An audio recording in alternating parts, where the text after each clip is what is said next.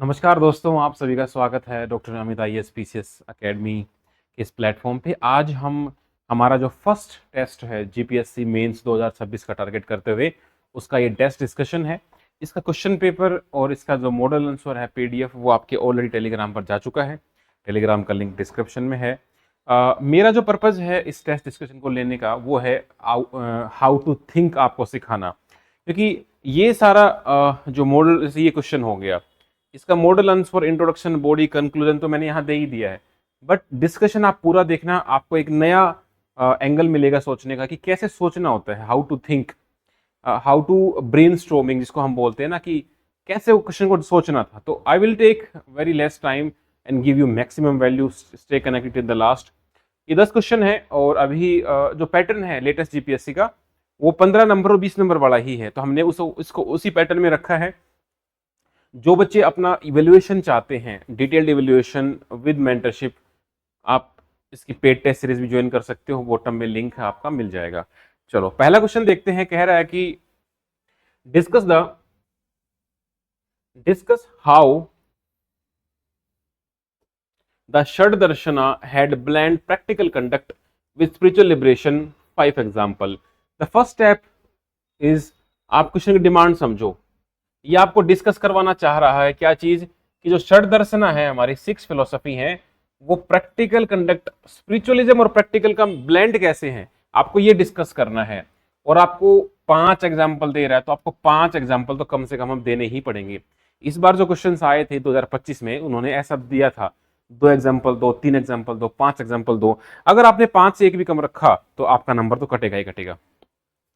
अब यहाँ पे क्या चाह रहा है कि षड दर्शना किस प्रकार से स्पिरिचुअलिज्म नहीं बल्कि प्रैक्टिकल थ्योरीज हैं, ये उसके बारे में चाह रहा है। तो आप इंट्रोडक्शन में बताओ कि हाँ ऐसी 6 से हमारे षड दर्शना है जो कि हमें गाइड करते हैं। बॉडी में आप 6 के 6 आप लिख दोगे, that is yoga by Patanjali, Nyaya philosophy bye Akshapada Gautam, इसके बाद आपका कपिला, कपिल मुनि के द्वारा जो दिया गया,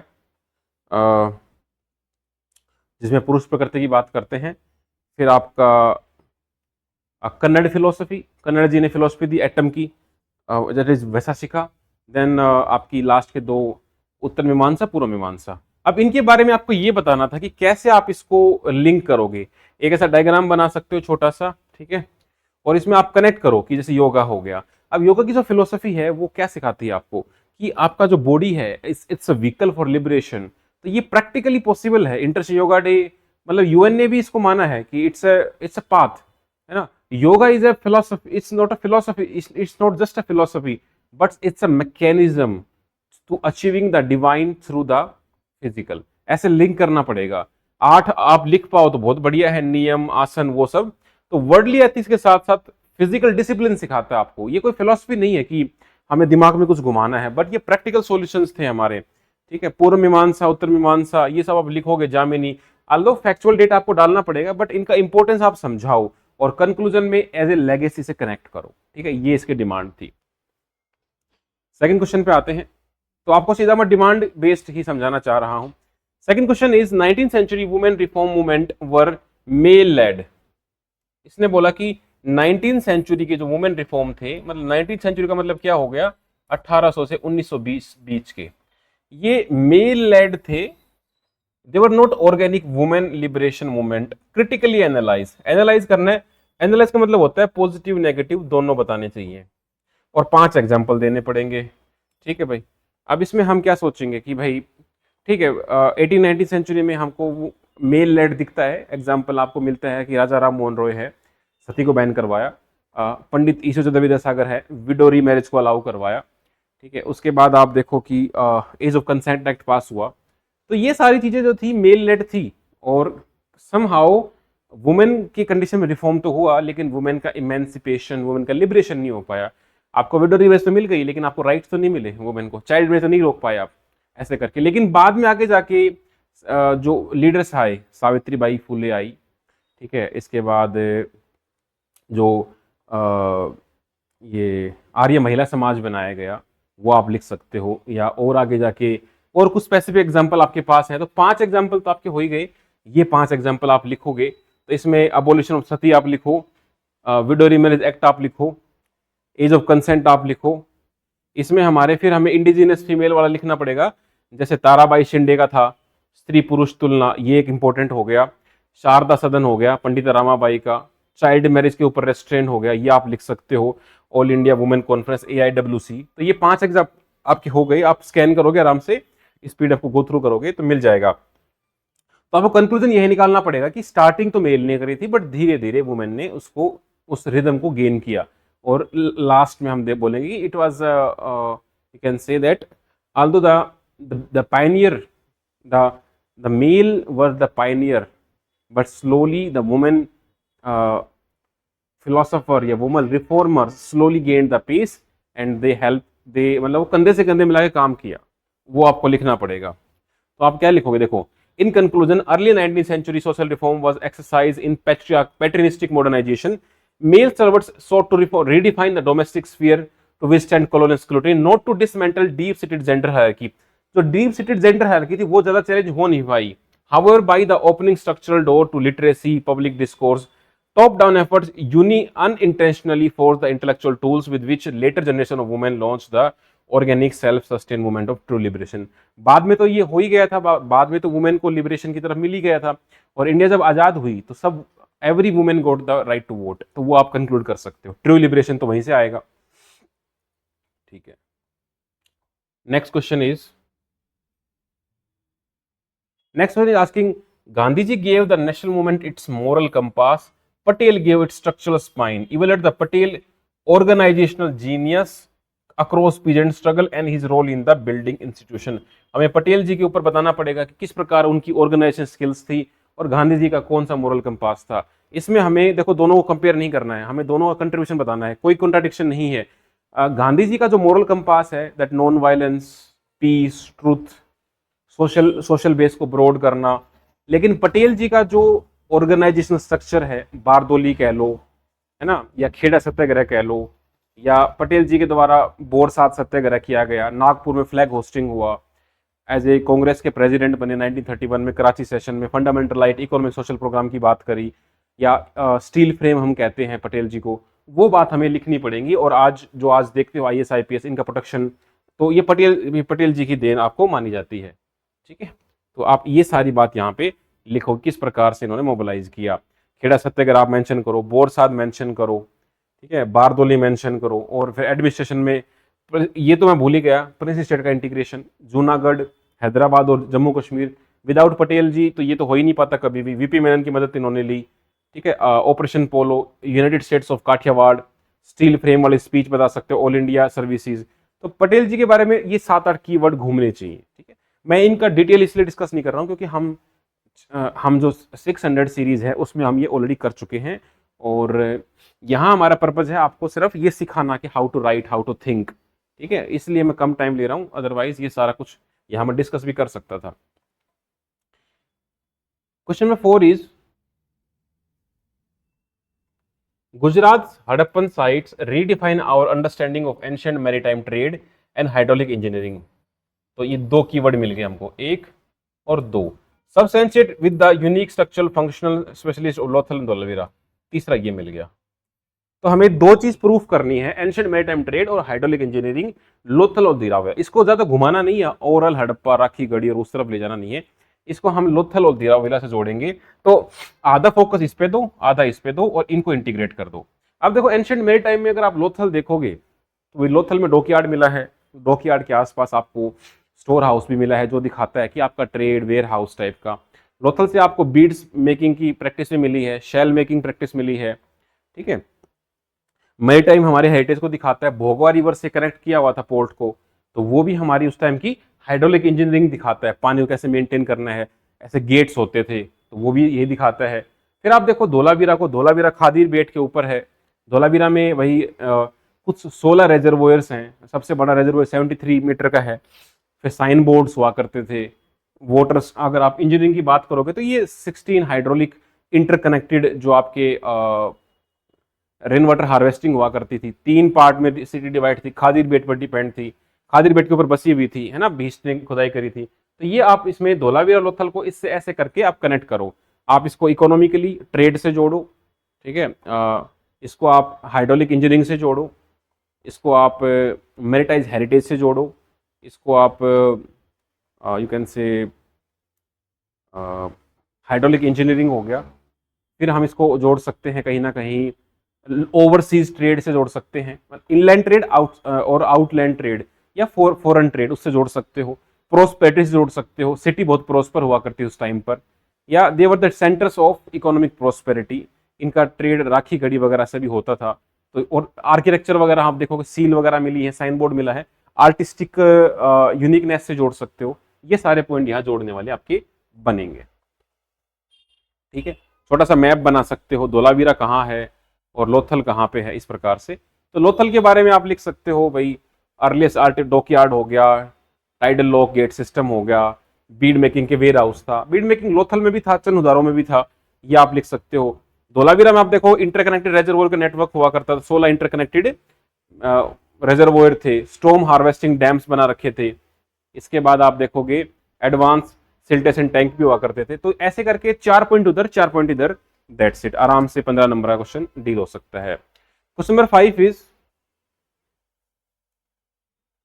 evaluate the evolutionary trajectory of Gujarat's polity and architecture from the Solanki golden age to the Sultanate cosmopolitan synthesis। Question पूछना चाह रहा है कि इवोल्यूशनरी ट्रेजेक्टरी, इन दोनों में कंपैरिजन नहीं पूछ रखा है, इवोल्यूशन पूछ रखा है, मतलब एक के बाद दूसरा, और उन दोनों का कैसे कॉस्मोपॉलिटन सिंथेसिस हो गया था वो आपको बताना था। अब सोलंकीज का तो आप आराम से लिख दोगे, सोलंकीज ने भाई टेम्पल बनवाए, मोजेरा सन टेम्पल है, उधर गुजरात में भी सॉरी राजस्थान में भी दिलवाड़ा सन टेम्पल है, रानी की वाव है, ऐसे करके सल्तनत के टाइम पर भी कई सारे टॉम स्ट्रक्चर बने हैं, वो आप आराम से लिख सकते हो, लेकिन कंपैरिजन नहीं करना है आपको, बस इवोल्यूशन दिखाना है। सोलंकी में आप मारू गुर्जर आके स्लाइड की बात करोगे, सेकंड मोन्यूमेंट सन टेम्पल मोदेरा, रानी की वाव, ये आप बात करोगे, और यहाँ किस प्रकार के फीचर्स हैं वो आप लिखो। जैसे भाई ये post and beam, trabeate, corbel domes, highly intricate deep stone carving, ये सब आप लिख सकते हो। सल्तनत एरा में आप सिंथेसाइज लिखोगे, जमा मस्जिद, सिद्दी सैयद मॉस्क अहमदाबाद में, इनकी कैरेक्टरिस्टिक्स क्या है, मीनार हैं, decorated traditional Solanki temple, mouldings, flat stone panels, Siddi Saiyyed jali, ये Islamic geometric discipline meets the organic. तो ये इनका इंटीग्रेशन दिखाना है आपको, इसमें आपको कंपैरिजन नहीं करना है, इवोल्यूशन दिखाना है कैसे इन्होंने एक दूसरे को साथ दिया है। और कंक्लूजन में आपको बता देना है कि भाई ये हमारा एक सिंथेसिस हुआ था। The evolutionary of journey of Gujarat from the Solanki of the sultanate was not a destructive break but a brilliant aesthetic adaptation. The structural discipline and the artistic refinement of Solanki Maru style served as the foundational bedrock. When confronted with Islamic architectural needs, it evolved into a cosmopolitan synthesis that gave Gujarat one of the most expressive, graceful and harmonized. तो question की demand की according ही आपको ये compare conclude करना पड़ेगा, very very important. आगे बढ़ते हैं। अगला जो क्वेश्चन है वो कह रहा है कि examine the challenges and strategy adopted for integrating Saurashtra's princely states into the united states of Kathiawar. तो ये यूनाइटेड स्टेट्स ऑफ जो काठियावाड़ है, सौराष्ट्र वाला, इसमें क्या चैलेंज आए थे और क्या स्ट्रेटेजी अपनाई थी, ये 2 पॉइंट आपसे एग्जामिनर पूछना चाह रहा है। क्योंकि उस टाइम पर 200 से ज्यादा प्रिंसली स्टेट्स तो सौराष्ट्र में ही हुआ करते थे, तो इनका इंटीग्रेशन जब हुआ तो वो एक हमारी पटेल जी की स्ट्रेटेजी भी दिखाता है, प्लस ये भी दिखाता है कि हमारे बीच में ना एक फ्रीडम की भावना नहीं थी, इंटीग्रेशन की भावना थी। The intention was of integration not of freedom, separation की नहीं थी। जो प्रॉब्लम जम्मू कश्मीर में हुई वो यहाँ पे नहीं हुई। तो एक डेमोक्रेटिक नेचर को दिखाता है, नेशनल इंटीग्रेशन को दिखाता है, रीजनल आइडेंटिटी को दिखाता है, नेशनल एस्पिरेशंस को कोहेरेंस दिखाता है, पटेल जी की जो इंटीग्रिटी है वो दिखाता है। ये सारे पॉइंट आपके यहाँ पे आने चाहिए थे कि भाई इस जिक्सो पजल था जो हमने फिट किया, 220 से ज़्यादा तो यहीं पर थे, और ranging from the Nawanagar to Bhavnagar with the real administrative machinery down to 10 small estate. तो ये है वो सौराष्ट्र। छोटा सा मैप बनाओ, बढ़िया है। वीपी मेनन, सरदार पटेल अगर नहीं होते तो ये बड़ा मुश्किल हो जाता आज के दिन। 2-2,500 मतलब 2,000 नहीं, 200-250 पासपोर्ट तो यहीं लग जाते हैं गुजरात घूमने में, आज जो आप फ्री घूम पा रहे हो। ठीक है, तो भाई 220 ये एक पॉइंट डालो, 220 वाला। जूनागढ़ क्राइसिस डालो, जूनागढ़ का जो सुल्तान था वो भाग गया था, बिकॉज एक तो ज्योग्राफिकल कंटिन्यूटी इंडिया के साथ थी, पॉपुलेशन हिंदू थी, फिर भी उसने पाकिस्तान को चूज किया। तो ये दिक्कत हुई ना, this triggered the Aarzi Hukumat under the Samaldas Gandhi popular unrest ultimately required to plebiscite, और प्लेबिसाइट में यही फैसला हुआ, 99% लोगों ने कहा इंडिया की तरफ जाना है। ठीक है, यहां देखो अब महाराज कृष्ण कुमार सिंह जी और Bhavnagar who voluntarily surrendered his state to conservative ruling clinging to salutes privy purse personal privilege making. ये प्राइवी पर्स भी उस टाइम पर छोड़े गए थे जो कि इंदिरा गांधी के द्वारा बाद में खत्म किए। तो पर्सनल सेक्रीफाइस प्राइवेसी पर्स ये रखे गए। राइजिंग पावर में हम देखो प्रजामंडल वगैरह का जो रोल था वो नेशनल मूवमेंट में बढ़ गया था, तो ये प्रजामंडल का पॉइंट भी आपको यहाँ डालना चाहिए। इकोनॉमिक एडमिनिस्ट्रेटिव नॉन वायबिलिटी, क्योंकि multiple currency custom barrier revenue system operate करेंगे एक स्मॉल जोग्राफिकल एरिया में, इतनी सारी चीज करेंगी तो वो रीजन इकोनॉमिकली फ्रैक्चर हो जाएगा और एडमिनिस्ट्रेटिवली अनवर्केबल हो जाएगा, तो पैच वर्क लगेगा। तो ये फैसला बहुत सही था, इकोनॉमिकली भी, पॉलिटिकली भी, सोशली भी, तो ये बढ़िया हुआ। स्ट्रेटेजी क्या अपनाई, the covenant of the united state of Kathiawar, तो नेगोशिएट करने के बजाय इंडिविजुअली उन्होंने एक साथ उनको, मेनन ने क्या किया कि उनको एक साथ यहाँ पर कॉन्वेनेंट करके मीटिंग करा के साइन करवा लिया और यूनाइटेड स्टेट ऑफ काठियावाड़ बन गया। भावनगर ने अपना मॉरल प्रेसिडेंट सेट करते हुए वॉलंटरी मर्जर दिखा दिया था। ठीक है, कैरेक्टरिस्टिक स्टार्टिंग में प्राइवी पर्स दिया, पर्सनल गारंटी दी, टिटुलर डिग्निटी बनाई, धीरे धीरे वो चीज सरेंडर करते चले गए। डेमोक्रेटिक लेजिटिमाइजेशन, तो प्लेबिसाइट से क्या हुआ कि डेमोक्रेटिकली लेजिटिमाइज हो गया, रेफरेंडम कराया उस हिसाब से, और ये पॉपुलर लीडरशिप जो थी वो जैसे सौराष्ट्र में हो गए, तो यहाँ जम साहिब दिग्विजय सिंह जी, इनको पॉपुलरिटी इनकी पॉपुलरिटी ज्यादा थी तो इनको यूज करके वहां पे गवर्नेंस चलाएगी। तो इन कंक्लूजन हम कह सकते हैं कि it was a master stroke by the Vallabh भाई पटेल। अगर वो नहीं करते ये तो ये हमारा एक प्रॉब्लम, एक प्रकार से बहुत बड़ा डिजास्टर हो सकता था और ये हमारी यूनियन को वीक कर सकता था। तो ये आप उसकी आर्किटेक्चर, ये विजनरी स्किल्स का हो या फिर उनकी पॉलिटिकल डिप्लोमेसी का हो या उनकी ये समझो कि इंटीग्रिटी का हो, वो सारी वैल्यूज आपको दिखानी थी यहाँ पर। 7th क्वेश्चन पे आते हैं। 7th question is saying Gupta's golden age label fits classical art and Sanskrit literature but ignores deepening social rigidities and economic decentralization. Do you agree? अब ये क्वेश्चन हमसे पूछना चाह रहा है कि भैया कि क्या सही में गुप्ता गोल्डन एज थी या वो हाफ स्टोरी है। इसने क्या बोला है कि क्लासिकल आर्ट और संस्कृत में तो ठीक बैठता है लेकिन सोसाइटी में ठीक नहीं बैठता है। तो भाई आपसे ये पूछना चाह रहा है क्या गोल्डन एज था। तो पहले हम प्रूफ करेंगे हाँ जी बिल्कुल गोल्डन एज था। हम आर्किटेक्चर में देख लो, आर्किटेक्चर में हमने वो बना दिया सन टेम्पल, ये देवगढ़ का टेम्पल बना दिया, फिर आपका दशावतार टेम्पल बना दिया हमने, पंचयातना स्टाइल बना दी, अजंता की मोराल्स बना दी। तो architecture wise we are good. अगर हम देखें संस्कृत लिटरेचर में हमारे पास कालिदास है, कालिदास की हमारे पास रचनाएं हैं कि भाई कौन कौन सी रचनाएं बोलो, अभिज्ञान शकुंतलम बोलो, ऋतु संहारा बोलो, ठीक है। इसके बाद आप देखो मालविका अग्निमित्रा बोलो, कुमार संभवम, तो ऐसे करके हमारे पास 7 हैं। तो हर प्रकार से क्लासिकल में गोल्ड कोइंस आप देख लो, फाहियान ने तारीफ करी, यहाँ पर चोरी नहीं होती थी, कोई दरवाजे बंद नहीं करता था, तो एवरीथिंग वाज प्रॉस्पेरस। बट जो सेकंड पॉइंट है कि डीप सोशल रिजिडिटी, ये दिखाता है। चंडेलाज की हालत आप देख लो, चंडेलाज का मेंशन तो फाहियान ने भी किया था। उसके बाद आप देखोगे कि कास्ट रिजिडिटी बहुत हाई थी, ब्राह्मणिज्म बहुत हाई था, सेकुलर आर्किटेक्चर बहुत कम था, ठीक है। वुमेन की पोजीशन स्ट्रॉन्ग नहीं थी, फ्यूडलिज्म की टेंडेंसी थी। तो वो सारे पॉइंट हमको दिखाता है कि भाई it was not so golden. और सिर्फ नॉर्थ इंडिया ही यूनाइट हो पाया, साउथ इंडिया यूनाइट इनसे नहीं हो पाया, और बाद में वीक रूलर्स आ गए, ठीक है। और आप इसमें ये भी लिख सकते हो कि भाई फ्यूडलिज्म टेंडेंसी थी और सिर्फ रिच कम्युनिटी के लिए वो अच्छा था, जो डाउन ट्रोडन कम्युनिटी थी उसके लिए ज़्यादा ऑफर नहीं थे। तो ऐसा कुछ पॉइंट बनाया जा सकता है। कालिदास के बारे में लिखा हमने, क्लासिकल लिटरेरी में अभिज्ञान शकुंतलम, मेघदूत, गोल्ड, आर्यभट्ट का लिखो आप, बढ़िया है, पंचतंत्र लिखो, ये सारे वो हैं जो साइंस और उसमें डेवलपमेंट हुए टेक्नोलॉजी में। आर्टिस्टिक आप भाई सांची वाला लिखो, सारनाथ लिखो, अजंता लिखो, दशावतार टेम्पल लिखो, देवगढ़ वाला लिखो, ये सारे आप लिख सकते हो, गोल्ड, चंद्रगुप्त सेकंड, ये सारे। लेकिन कास्ट मनुस्मृति का अकॉर्डिंग आप देखो, यहाँ पर कास्ट हायरार्की कोडिफाइड है, पैट्रियार्कल टेंडेंसीज हैं, स्त्री धन की बात कर रखी है लीगल टर्म्स में, चाइल्ड मैरिज होती है, सती होता था, एरन इंस्क्रिप्शन से हमें सती का पता लगता है, लैंड ग्रांट दे रहे हैं ब्रह्मदेव और अग्रहारा, इससे जो रॉयल आपका वो है वो कम होता जा रहा है। आपकी जो रॉयल पावर जो थी, आप उनको अगर दोगे टैक्स फ्री लैंड ग्रांट्स तो भाई कम होती जाएगी आपकी पावर, फिजिकल कंट्रोल से बाहर होता जा रहा है। अर्बन ट्रेड सेंटर वगैरह डिक्लाइन पे हो गए थे, तो इतने ज्यादा हमें कुषाण के टाइम जितने हमें सिक्के मिलते हैं ना, जितने बड़े बड़े हो प्योरेस्ट फॉर्म में मिलते हैं कुषाण के टाइम, लेकिन जो प्योरिटी थी कोइंस की वो भी कम होती जा रही थी। तो और ये दिखाता है स्कंद पुराण के बाद तो हुणा इन्वेजन को रोक ही नहीं पाए, तो ये आपका एक पॉइंट बन जाएगा। कंक्लूजन में आपको देखो बैलेंस सा ही लिखना पड़ेगा, क्योंकि गोल्डन पीरियड था but it was not free from the faults. तो इस प्रकार से आपको कंक्लूड करना पड़ेगा।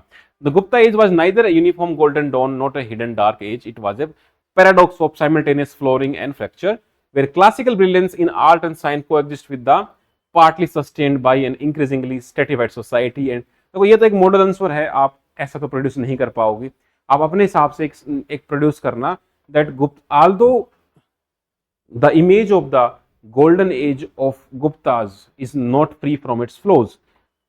Yes, there were development in the fields of science, technology, art, literature, architecture, but there were the society was codified on the caste basis, harsh punishments were given, ठीक है, या you can say that the Brahmadeya land grants were compromising the fiscal control, etc. ऐसे करके लिख सकते हो, कोई बड़ा इशू नहीं है, ठीक है।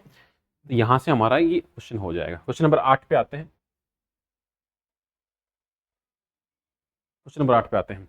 British land revenue system was driven by one motive, maximising revenue, minimum cost regardless of social consequence. Compare the three systems, structural design and impact. Impact design करना है, इंपैक्ट को कंपेयर करना है और स्ट्रक्चरल डिजाइन को, दो चीज compare करनी है।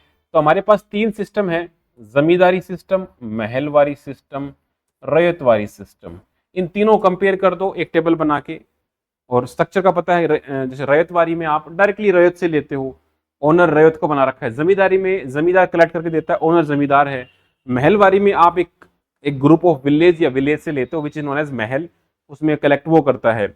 इन तीनों में ही अपने अपने फ्लोज हैं। जमींदारी में क्या हुआ कि भाई आपके ये नए जमींदार पैदा हो गए, जिनको हम क्या बोलते थे, जो कि शहरों में रहते थे, गांव से उनको कनेक्शन नहीं था।